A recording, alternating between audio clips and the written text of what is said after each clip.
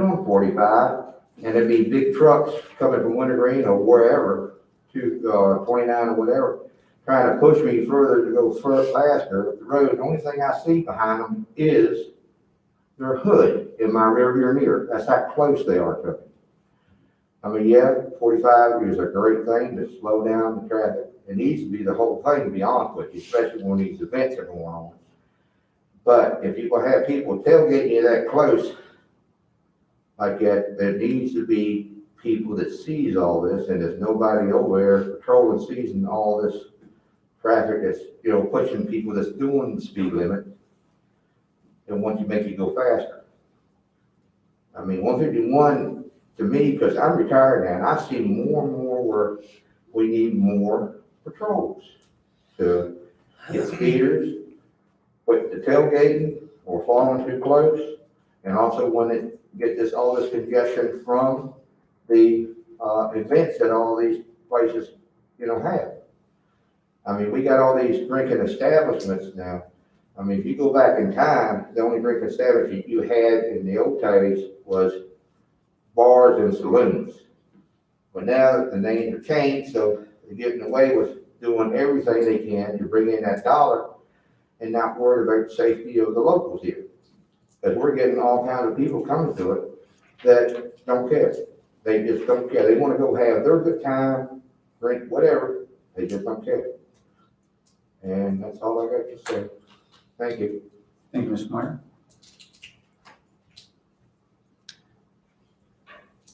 Anyone else like to address the board? Okay, we will close the public comments. And that moves us to the consent agenda. Any comments from the board on the consent agenda? I guess I ask this question every year. The resolution C and the consent agenda, Wintergreen Performing Arts, we do this every year, right? Okay. Have been for years. I was about to say, yeah. Okay. 20 plus years. It's a grant they get and we have to match it. I'm fine with making this motion. Okay, Mr. Rutherford. Mr. Chairman, I move that we approve the consent agenda as presented. Second. We have a motion and a second. Great. Mr. Barton? Yes. Mr. Harvey? I'll abstain on A and vote yes on B and C. Mr. Park? Yes. Mr. Rutherford? Yeah. Mr. Reed? Yes. Okay. Next on our agenda is the VDOT report. I don't know if we have anyone from VDOT here today. We do. Are we going to discuss some of the 6-year plan this month? Or is that next month? Should be next month. Next month, got it. Good evening, everyone. Robert couldn't be here today. My name is Jeff Sayer. If you guys don't know me. From a VDOT report, I don't have anything to report to you guys other than all this weather we're having stays on until summer gets here. So if y'all have anything for me. Carl? Yeah, I don't know when the last time was anybody rode across Prince Mountain and took a look at it, but if somebody could just do a check over Prince Mountain. And thank Mr. Brown for the work he did in Piney River for us. We appreciate it. Had a visibility issue with the sign. He was able to fix that for us. Mr. Rutherford? Mr. Chairman, I have no comments as of this time. Most of my comments are reserved for the 6-year plan. Okay. Mr. Harvey? Communists, they did a real nice job coming through and patching those little holes. I mean, those things were just right in the lane, and until you got right up on top of them, you didn't realize they were there. But they looked like they got most of them. Right in the wheel track. Oh, yeah. They were pretty bad, too. Thank I believe that's it for me. And Mr. Martin? There's been a continuous problem of large trucks coming from Route 60, taking a shortcut through Tye River up to 29, and they can't go underneath the underpass. Again, the other day, a woman named Doris Moyer who lives right there, and when the trucks come there, they try to use her driveway to turn around. Sometimes they're successful, sometimes they knock things over and do things. Now, we've talked about proper signage and make sure the trucks don't come. Do you know what I'm talking about? Yes, sir. Yeah. I actually had it reviewed by a traffic engineer about 2 years ago. We got the, no clearance signs on 29 and Route 60 when you come off of 60 or 29. And, you know, I can go back to traffic engineering to see if there's more we can do. If there, you know, a sign that would be on the top of the hill, you know, a second sign to, because once they get down there, It's too late. it's trouble. Yes, sir. And this Doris Moyer, over the years, has had a lot of problems with it. And everybody who lives in that area mentioned the problem. And they're also worried because if a truck does get stuck in there, you know, emergency vehicles can't get through there either. Now, you know, it's come up before. And the signs are there, but obviously not in a way that everybody sees those signs, the truckers do. And a secondary sign, a bigger sign, something. You know, the problem is primarily when they come from the Gladstone and then they get to that, so they cross the Time River. So when I get back with the traffic engineer, it looked like more coming from the Gladstone Yeah, region and getting stuck versus off the 29. right. They normally don't do it but once. No, they eat only one truck. does it? No, the truck will only do it one time. Yeah. But So they're there's, not local trucks. no, they're not local trucks. They Yeah. look at their weight, let me see, this is the way to, you know, cut 10 minutes, 15 minutes. And they go down there and they can't get through that. Well, when they come on there and they see it's, what is it, 8 or 9 foot, I think it's 10 foot something. 10-foot height? 10'6" or something is what Yeah. I'm saying. something like It's that. very little for a Not truck. only that, the width is Yeah. tight. It's one lane. It's restricted to one lane. That's correct. So I can see the point of the residents there, that they want something done quickly. Okay. I mean, this is a recurring problem. And something has been done, but more needs to be done. It didn't just start. Right. It's been that way forever.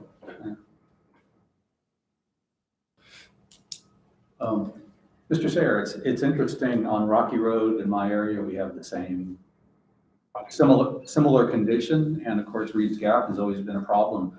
What kind of communication does VDOT as our state agency in charge of such things, make that information available to or require that, you know, MapQuest and Google Maps and those software programs actually have this information there, which could prevent a lot of this stuff from happening? I don't know if the trucking industry, if they have a certain GPS that, you know, I've talked to several people, and the truckers' GPS typically doesn't guide them to a restricted route. But if you just buy the off the shelf or a cell phone GPS, Right. it can send you the shortest distance. And you know, we've had a lot of issues in Amherst County Right. and Nelson County going in little small gravel roads and can't make the turns and they get jammed up the same thing.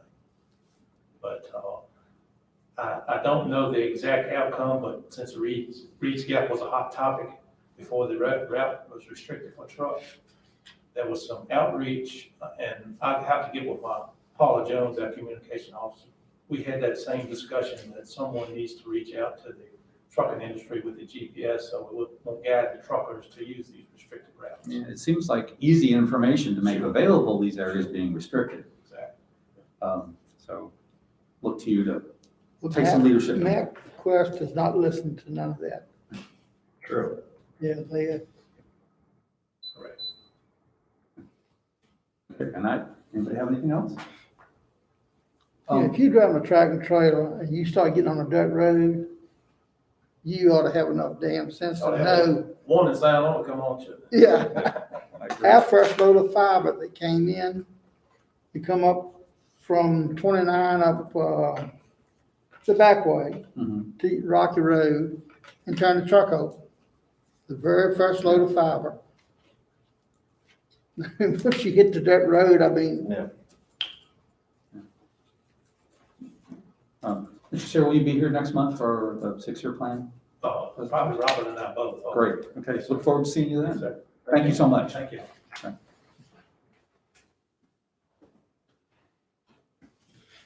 Okay, new and unfinished business, the report on the CARES Act funding and the EMS request. Candy.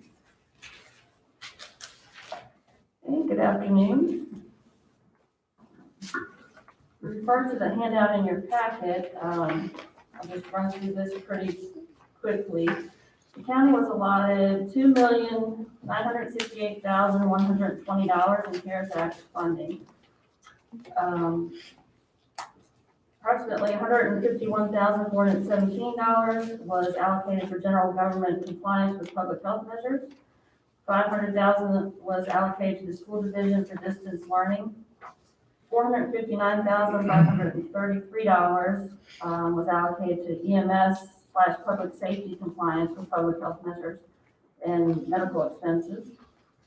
$1,853,157 was allocated for community relief initiatives / economic support and broadband expansion, thus leaving us with an unallocated contingency as of March 2nd of $4,013. Along with this report, we do have a request from the Emergency Services Council on behalf of the Piney River Volunteer Fire Department. They're requesting $5,850 for some repairs and alterations to their HVAC system at the fire department. They say their request for CARES Act funding is in order to add heat and air systems in the common areas of the fire department building. They currently utilize a central propane system that confines members together in one room of the building. The idea of adding this type of heating and air system would allow members to spread out in the building and also utilize the dehumidifier function of these units to help prevent cross-contamination and spread of vapors and or fumes that members may be in contact with. That is the information provided today. So the request that we've received is slightly more than what we have available in CARES Act funding. However, we feel pretty confident if you were to approve the request that the difference could be provided elsewhere, from elsewhere in the budget.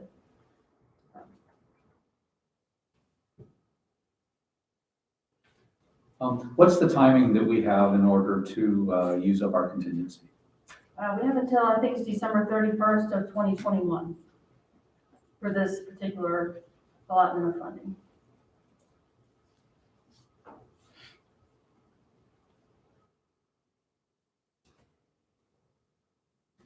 Anyone have any questions for Ms. McGarry?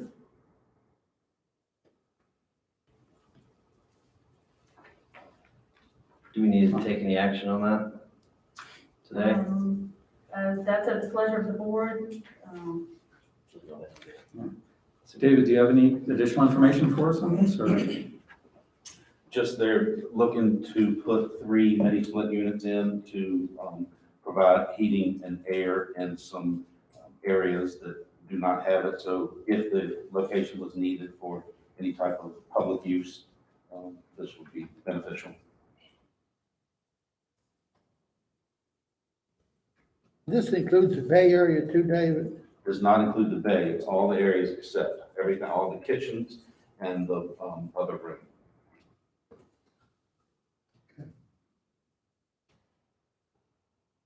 Provide air conditioning for the Bay Area would be substantially more. Yeah. Yeah. It would fly right over the building. Yep.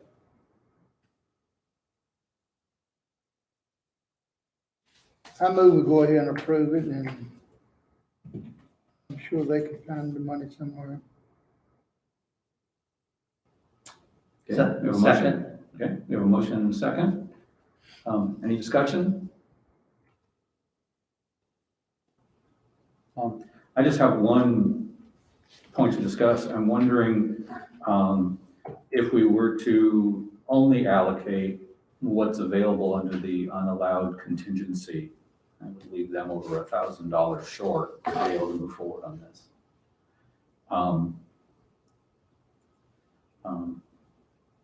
I know there's no one really representing them here to answer questions. Mr. Parr, I'm wondering if you, Mr. Parr's president, so. oh, okay. He should be able to answer any question we Okay, have. do you, what would your opinion on that be? What's your question? The question is if we were to allocate the remainder of the contingency towards this, but not additional funds to fulfill the entire request. I think that would be suitable. Yep.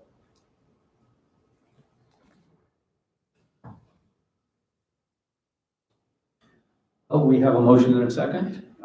It's actually penny pinching and it ain't worth the. I mean, they probably turn in the least request of anybody in the whole council.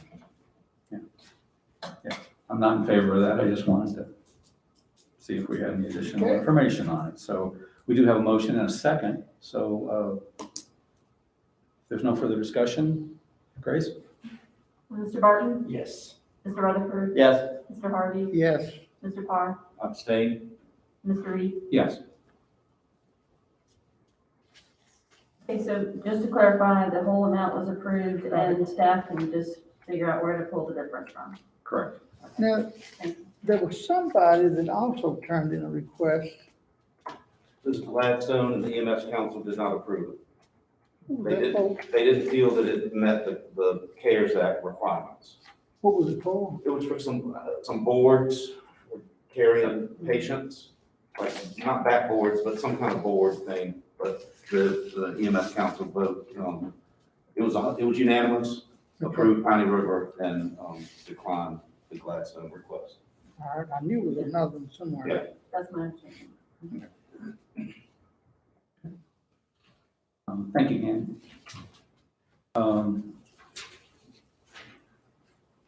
Next, we have discussion of Resolution R 2021-13, authorization to contract for engineering and financial services.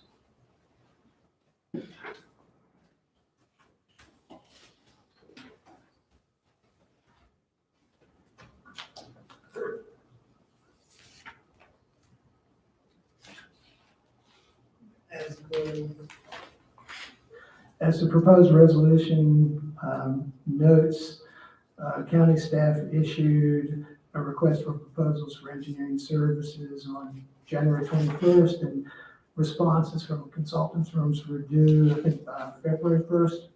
We received 3 responses to this RFP, and the services are to assist the county in evaluating potential properties for business park development, which is one of the board's 5 priorities from your January 29th work session. We interviewed 2 firms, and the selection committee interview team was Ms. McGarry, myself, Marty Kelly, and Chuck Miller. And our unanimous recommendation is to recommend the board retaining Timmons Group, which is Richmond's-based firm. In conjunction with that, we also would recommend to the board, which is included in this resolution, retaining Richmond-based Davenport, which is a financial advisory company. The board may recall that Mr. Coots from Davenport has been before the board recently, and he'll be here tonight to discuss and present on refinancing 2012 bond that we think the board should seriously consider. So we want to recommend that both Timmons be retained and Davenport. The Davenport agreement would be pursuant to a cooperative procurement provision from Genuine County, and we'd be able to retain them predicated on the board's decisions to utilize that firm, I think for 5 to 7 years. With Timmons, I think it's also an ability to extend their service to the county for multiple years. And as I was responding to Mr. Reed earlier this morning, the way this would work is if the board authorizes to retain these two companies, then we would have a base agreement, sort of, would just basically say we contracted them, and everything after that would be governed by sub-agreements to this sort of master base agreement. So anything that the county then undertook would be per the sub-agreement, which would have a scope of services, a cost, et cetera, and then that would more than likely come back to the board for approval, unless the money's already budgeted. And in this instance, using Timmons as the example, if we proceed during this fiscal year to use them to evaluate business properties for business park development, we would bring that sub-agreement back to the board for review and approval.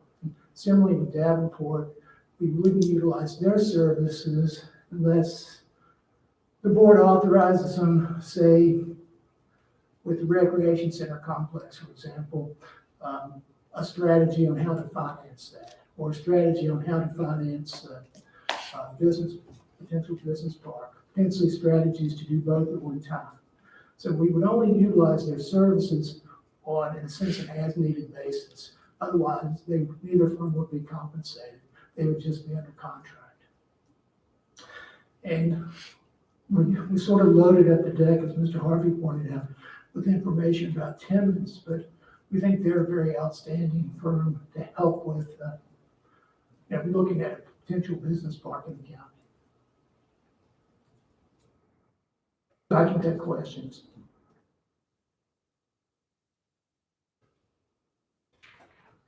The typical inquiry, is this a similar team that we utilized as it pertained to the middle school and high school?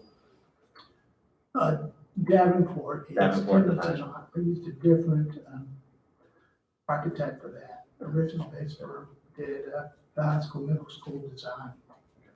Yeah, I have no issues with what's in this packet. I'll tell you, Davenport is the reason we have the new schools here Sure. now. As I said, Mr. Gooch will be here tonight, but on a different subject. Yeah. Yeah. Their presentation at our meeting was impressive, for sure. Oh, they are impressive, yeah. Yeah, I think if the board has or hasn't studied the information on Timmons, you'll see that they are equally impressive. They work presently, just one other county I mentioned, for Louisa County, and it's done, from my perspective, does a fabulous job of working with them for their Shannon Hill Business Park project. 600 acres, and it's moving towards Tier 4 status, which is where they want to be. So what would next steps be if we were to approve this? Then the county, we have a base agreement that we would use that Mr. Payne has drafted, and I'll just have fill in the blanks, so to say, and we would basically, this, as I tried to explain, that everything is subject to sub-agreements per this contract, and the balance of it is language from the Code of Virginia. So everything would be a subset to that base agreement as we move forward in time. So with Timmons, for example, we get them under contract and then bring back a sub-agreement to the board to review and approve for them to get going. Same with Davenport. Now, who was the group that, the forestry, I mean, the agriculture thing we talked about? Who was that Timmons that did that one? We can potentially use Timmons for that. Blair constructed it, I can't remember who designed it. Yeah, that's what I'm saying, I was thinking. Blair constructed that facility. Yeah. Timmons can actually work on this, but when we get to my report, I'll report on another RFP that we've issued that's still pending. That would encompass the Ag Center project if the Yeah. board decides to do that. You ready for a motion? I'm ready. I'd like to make a motion to approve resolution number R 2021-13, Nelson County Board of Supervisors authorization to contract engineering and financial advisory services. Second. Okay. A motion and a second. Any additional discussion? Just one more question. As Timmons works on engineering problems, you said they'll be working one at a time or the whole? At this point, we could use them for other things that would be related to property development, but initially, their focus would be on assessing properties, we think focusing on the Route 29 corridor for assessment to see if we could, the property was suitable for possible acquisition and development as a business park. Anything beyond that would still be for another sub-agreement to do a different scope of work. If we were to, for instance, ask them if they could give us an assessment on properties that the county already has, that they could exclusively focus on that? Absolutely. Okay. And it would be for a sub-agreement. Everything would be driven by whatever the scope of work is and an agreement that pertains to that scope of work. And, not to go on and on, but let's say the board decided to give Timmons, for example, a full scope of work to assess a property and bring it to closure. We could do it that way too, but I think the initial first step would be just to begin the work of evaluating properties in the 29 corridor, focusing on one, and then begin initial assessments of that property to see if it's viable for potential purchase and development. Yeah, there's a process to it, and the RFP actually speaks to those processes. Any other questions? Discussion? We have a motion and a second. Grace? Mr. Park? Yes. Mr. Barton? Yes. Mr. Rutherford? Yes. Mr. Harvey? Yes. Mr. Reed? Yes.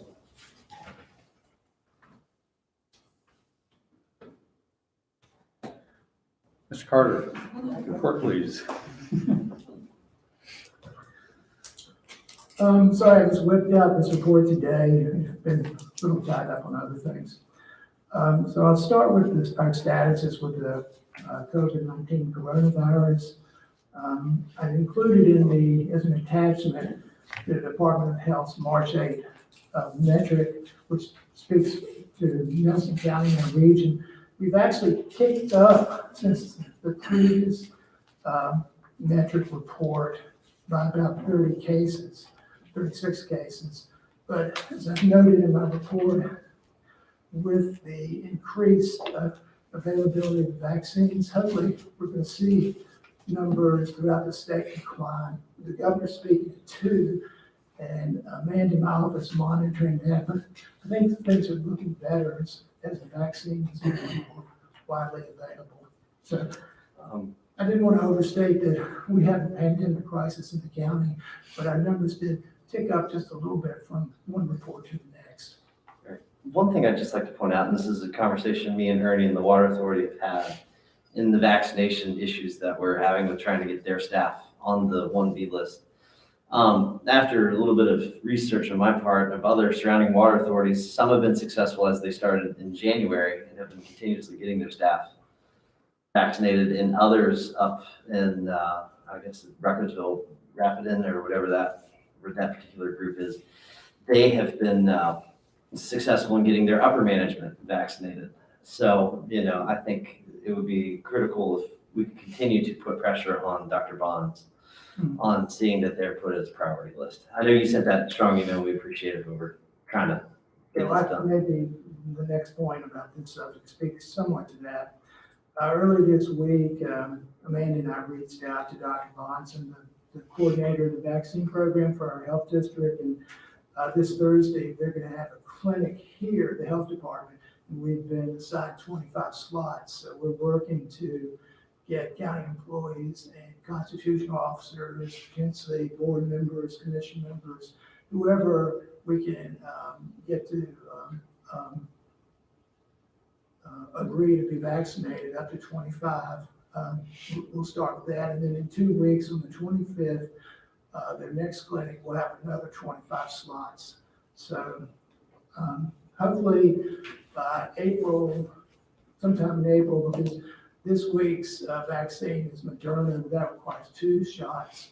We don't know about the vaccine on the 25th, but optimistically, sometime in April, after the second round of shots have been administered, most of the county staff, constitutional officers, will either be vaccinated or have had the ability to be vaccinated. Some people are refusing to be vaccinated. Sure. And as I said, our list includes the board, all of you except for, I think, Mr. Barr have been vaccinated, planning commission, the EDA, et cetera. We can, if we have slots, we can get the service authority included. So I'll talk to Nana about that. That would be great. And please communicate with Ms. Fitzgerald and see who may be of interest to get vaccinated. Yeah, we'll do that, if not today, tomorrow. Excellent. So the clinic in 2 weeks will basically be the second shot follow-up for the No, first it'll one? still be initial shots. Okay. Yeah, we asked about that. So that's why it'll have to carry over, at least for the people who are vaccinated this coming Thursday, likely to next month, and this month. So I think you have to have 2 or 3 weeks,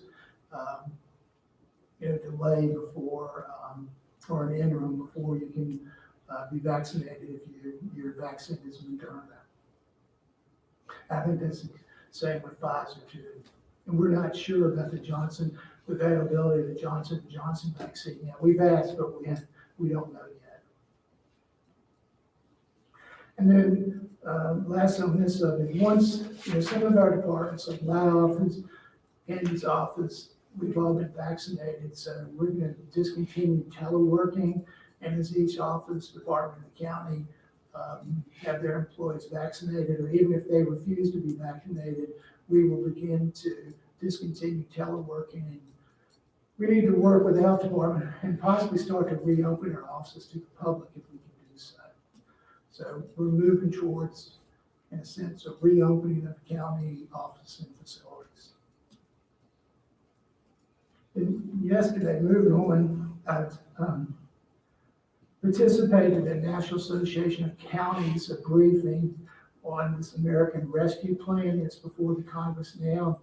It was supposed to be, it's in the House of Representatives, is out today to be given final approval. And it's the new stimulus program that's been introduced to the Congress and by President Biden. So per the NACO briefing yesterday, and I've attached a couple summaries of that information through my report. Nelson County is slated, or this is what NACO is estimated, to receive $2,921,411 from the stimulus program. The funds will be received directly by the county, not through the state. After passage, within 60 days, the first half of that funding will be sent to the county, and afterwards, the second half will be distributed no earlier than 12 months from the first payment. So in the next approximately 14 months, the county should realize that that legislation is approved, just over $2.9 million. Again, some of the uses of the funds pertain to combating the virus. There's a little bit more flexibility, but we need to wait till the Federal Department of Treasury issues its guidance. But when you have time to look at the attachments, one's just a real short briefing from David Watt. Another is information from NACO's website. You can go to that website if you want to look at it, NACO.org, and you would just scroll down to, what's it called? It's something related to coronavirus recovery and relief plan.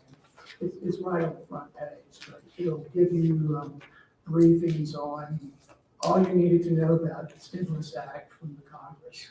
Wow, Albemarle's getting 21 million. Mm-hmm.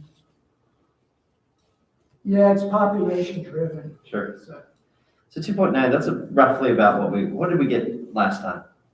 2.6, I believe. So it's roughly around the same.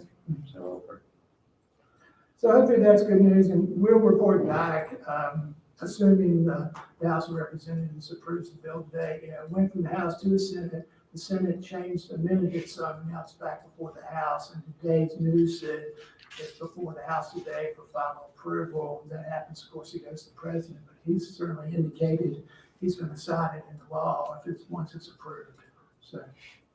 Okay, next, we also issued, on February 17th, another request for proposals. And this is much broader than the contract that will be made with Timmons, the Timmons Group. This also speaks primarily to the board's 5 capital improvement priorities from January 29, but it's broader in scope in that if the board wants to go beyond working on those 5 capital initiatives, you'd be able to use the selected firm for studies, reports, anything you wanted to do over the next 5 years, because the contract would be annually renewable up to 5 years. So for example, this firm would work on the recreational project, potentially the ag facility project, the DSS Health Department initiative. And again, the contract would be very similar to what we would do with Timmons and Davenport. Everything would be driven by sub-agreements that the board would see and approve before the work started. So proposals are due Friday at 1. I anticipate we might get a lot of proposals because we've gotten calls from a few firms, one in Georgia. So it's getting some attention because it has a pretty broad scope of services. It seems they're attractive to architectural and engineering firms, but it'll give the county a lot of ability to do whatever you wanted to do as far as board initiatives. You can even use them to work on school initiatives if you want to. So as I said, we will be getting those proposals Friday at 1. We have to screen those proposals, sort of rank them initially, to then select firms to be interviewed. And once firms are interviewed, we'll rank them again and then make a recommendation to the board on the top ranked firm. I know that Mr. Reed, you indicated you'd like to be in on that process. So we could have 2 board members on the interview team if y'all would like to do so. So any volunteers, we can just include you on that team. We probably wouldn't have more than a 5-person panel, so that works for y'all, that certainly works for us. But if you have questions about this RFP, certainly can address that. Sure. I've read this one, so pretty familiar with it. Ernie, I'll join with you. if you have Sounds good. I didn't hear what you said. no one else. No, I was talking to Ernie. Yeah, Jesse said he'd volunteer to be on that as well. Yeah, well, I volunteered too. That's what I thought you would do. We can arm wrestle. Well, I'll tell you, I will defer to you, Mr. Barton, if you'd like to do that. Okay. Well, you know, that shared. Okay. We're joking. Okay, so, Mr. Rutherford, Mr. Barton. Yeah. For that. Thank you. That's fine. Then you can be the by proxy. So the continued meeting, or the proposed continued meeting on March 19th, it will be a sort of a combination of in-person and virtual. We had a practice run this morning, so the board, if I may, assuming, and this is to have reports from county staff and state staff on licensing ABC-related businesses. So if I may, what we will do is the board will be here. The representatives from the state will be accessible through Zoom. We'll have the board up on the screen and the reps from the state, probably the little bullet points above there. It will be broadcast over YouTube and it will be able to be interactive. So it seemed to work this morning. So we may practice a couple more times, but that's the people from the state cannot be here. So that was the best thing we could do. We also have asked the planning commission to attend, so they will be attending by Zoom as well. So if you have questions about that process, we may want the board, if you're open to this, since most of you have been vaccinated, is to maybe move in a little bit closer to the original diocese so that we can capture the board more so in the camera, because we would need to place the camera pretty much centrally here. What about the agenda for that meeting? Maureen's working on the agenda for the presentation part, because what we're going to do is submit information on the representatives from the state, their backgrounds and what they're going to speak to. So you'll receive informational packets about that.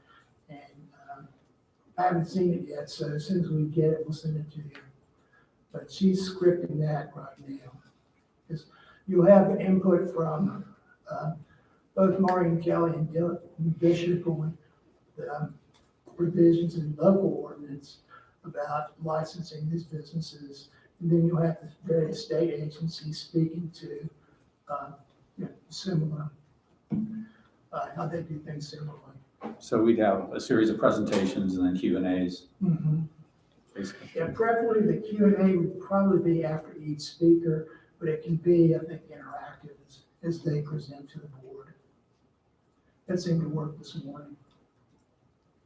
And then secondly, as an additional part of that meeting, we'd like to introduce the draft budget for next year on the 19th, probably after the presentation. And depending on what the board wants to do, we'll probably just give you a brief overview and give you the information about the budget, and then ask you to schedule work sessions over the next several weeks. But if you wanted to dive into the budget Friday afternoon, we could also do that. We'll be ready. We've been waiting for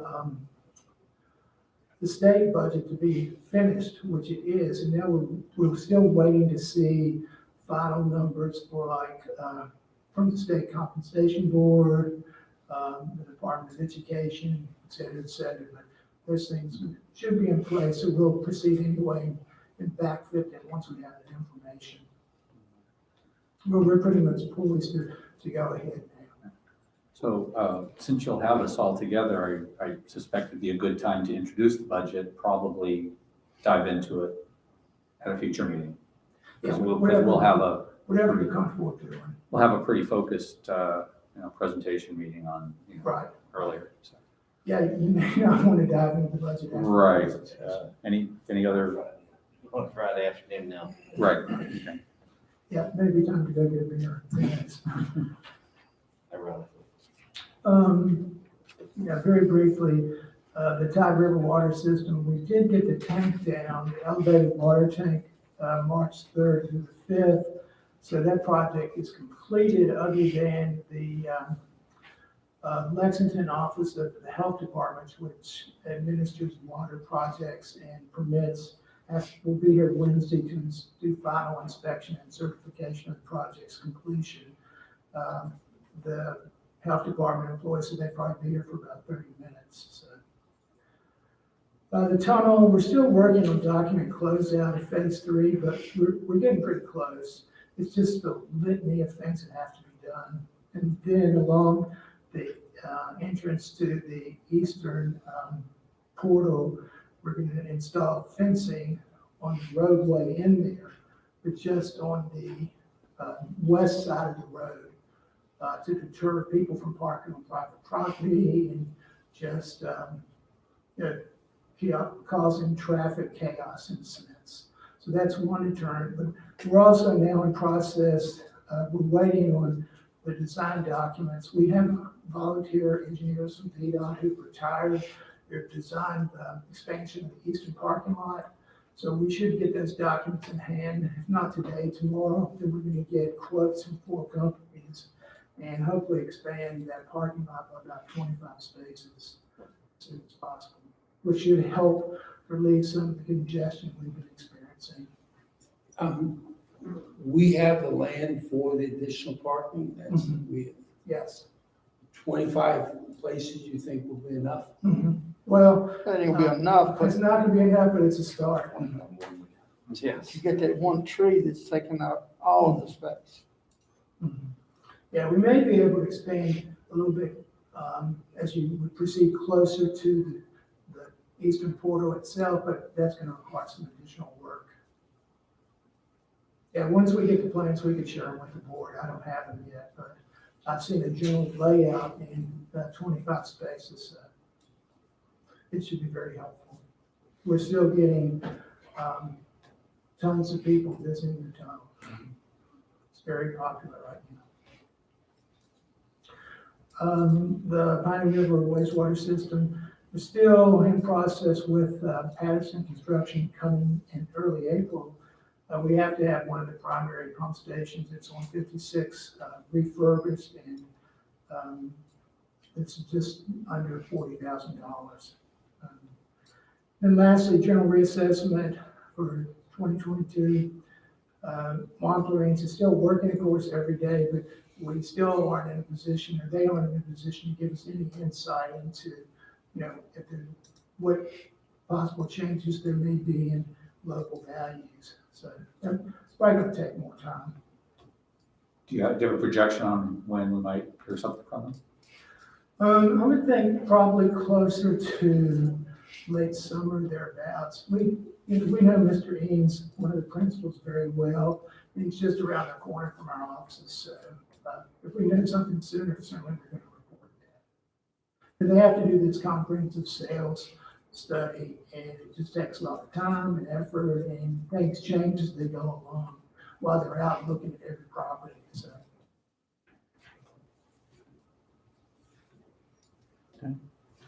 Any questions for Mr. Carter? Okay, Thank you. thank you.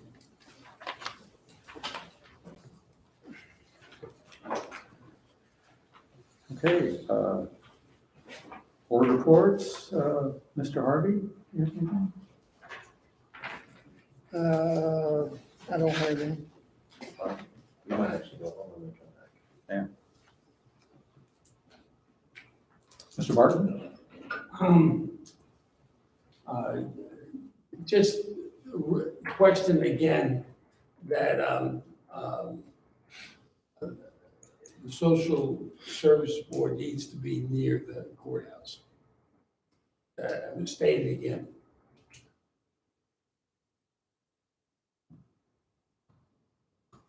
Hart? The report. Mr. Rutherford? Well, we did have the school board meeting. I figured you'd report on that. Oh, all right, fine. Yes, we had a very healthy and couple, school board meeting talking about capital improvements. We've got a lot that we're digesting at this time. Obviously, there's some major commitments that will be needed in the future. And of course, as we've discussed with them, potentially seeing with whatever project that we choose to undertake, that there would be an opportunity to utilize debt service to take care of some of those projects. For example, talking about the weather abatement of Tye River, or maybe it's the roof and the wall situation at the high school. Those are the discussions that we had. Very good, very healthy. Some of the pieces that we've talked about was how we can, after we resolve some of these bigger issues, having a more consistent pool of money to give for capital improvements, which we think is critical. But obviously, the one thing that is not of interest, and we echoed this in this time, is, we have our recurring funds, and obviously that is a limited number. We of course have a savings account, but we try to use that for emergencies, as we have used this past year. One other piece that we did discuss potentially was utilizing $80,000 of this past school budget year commitment that we had that was never allocated for capital improvements. We did it roughly about $800,000 commitment, I think something of that nature, and currently we owe them, actually it's $76,000. I was corrected. So I'd like to see us potentially give that to them for some capital improvements. But essentially, as of right now, we kind of have a general idea of where we're looking and how we're going to be presenting. Looking at our 2 budget sessions is going to be critical. And once we do that, we're going to meet again and try to see where each budget, each of our groups are at, but moving forward, it was a very healthy conversation. And a lot of bridge building, and we think structuring this long-term plan of potentially using debt service to resolve the big ticket items is likely going to be the most equitable way to resolve. So Do you know if there's going to be any documentation of the meeting? Was there? George started. Okay. We're trying to get more formal. So George is working on that, I believe. Yeah. Yeah, he's essentially the chair, or at least assisting run the meeting. Okay. So hopefully we'll get a little bit more formal. We just wanted to keep a little informal as we started and make sure we're not, being too gruff about it and busting some ruts, and here we are. So we also did talk along the lines of the bus situation, and this is worth mentioning. The travel study that the prior board, Ernie and Mr. Harvey and myself were on, where we allocated $20-some thousand for a potential bus study, if I'm not mistaken, never took place. So that did come up again, and I do believe that they're interested in us in offering that again this year so that we can find more efficiencies in the transportation system and learn more about ourselves. I know, again, that was something, and correct me if I'm wrong, Mr. Reed or Mr. Harvey, but we've talked about that for a couple of years, and we've allocated the money, and just, I guess due to change in of employees who were watching that project fell through. So did the project. So yes, that's your update. Yeah. Any questions? But a lot of that is predicated on the fact that we're gonna get the ordinary budget under control. Sure. I mean, there's no way in the world we can keep going the route we're going with the operating budget and then continue to do this kind of stuff. So we gotta find that happy medium, and we'll Sure. keep losing kids, we've got to. And that discussion of just the 202, I mean, that was obviously an open conversation, of where we can find more efficiencies and where certain compromises do need to happen. And Mr. Harvey, to your point, I know ongoing, that's absolutely a conversation we've had. But we took the capital list that the school board has been presenting, several items have been on there forever. And we looked at it as two different lists. One more of a maintenance, fixing some things that need to be fixed, and another as improvements that they want to add. And so we kind of split it and looked at the improvements they want to add as something that we could budget for on an annual basis to get a plan. But some of the things that need to be fixed, some of the maintenance issues, we're hopefully, like Jesse said, maybe utilizing debt service, maybe step in, fix some of these big ticket items that need to be fixed before the brick falls off the side of the building, or repairing the roof and other things that need to be repaired. There are a few things that just need to be looked at. So at this time, once the budgets, we get a more clear cut, we will meet again, likely in April. That's great. Puts us head and shoulders ahead of where we've been in the past in terms of communication, information, and looking at our budget this year. So that's great. Thank you for doing that.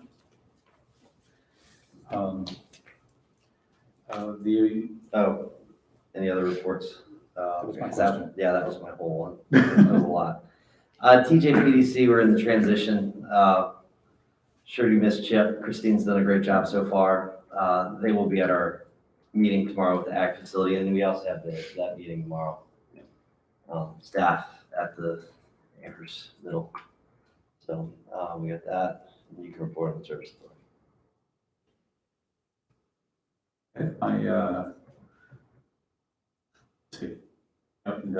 We discussed the COVID scenario for staff, and hopefully we figure that out. Yeah. Which is, kind of front and center for us at this point. Do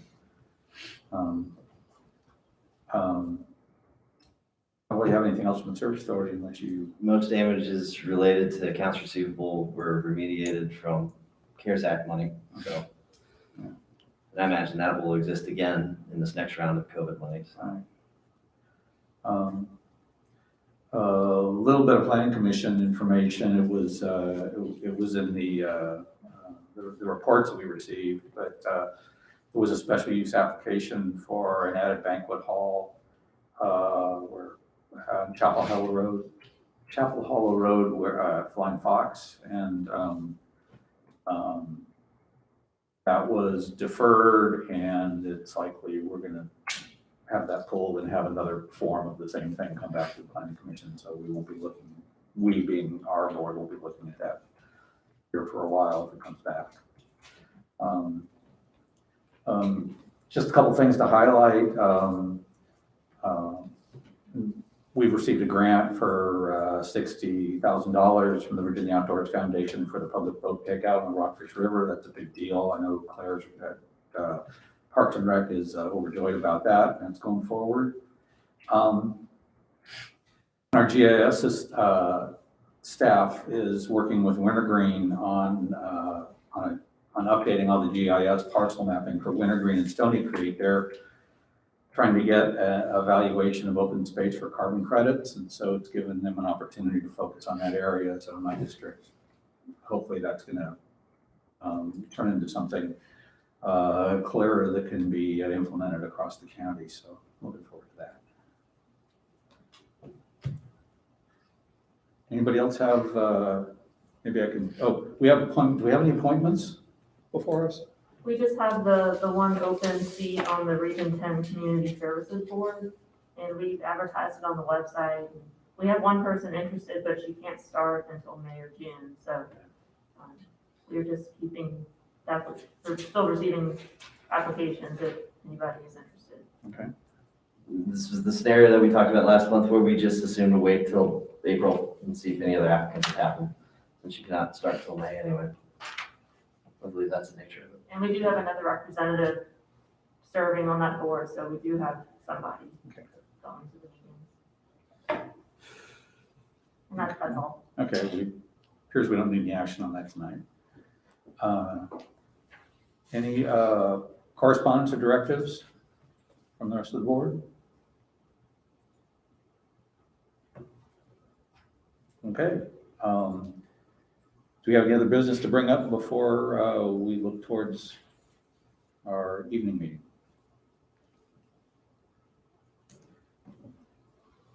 Okay, I would welcome a motion to adjourn and continue to our evening session at 7 p.m. tonight. Mr. Chairman, I move that we continue this meeting to 7 o'clock. Second. Okay. Mr. Hardy? Yes. Mr. Barton? Mr. Carr? Yeah. Mr. Rutherford? Yes. Mr. Reed? Yes. Well, it's 3 o'clock. One hour meeting. We've done 30 minutes. Have you?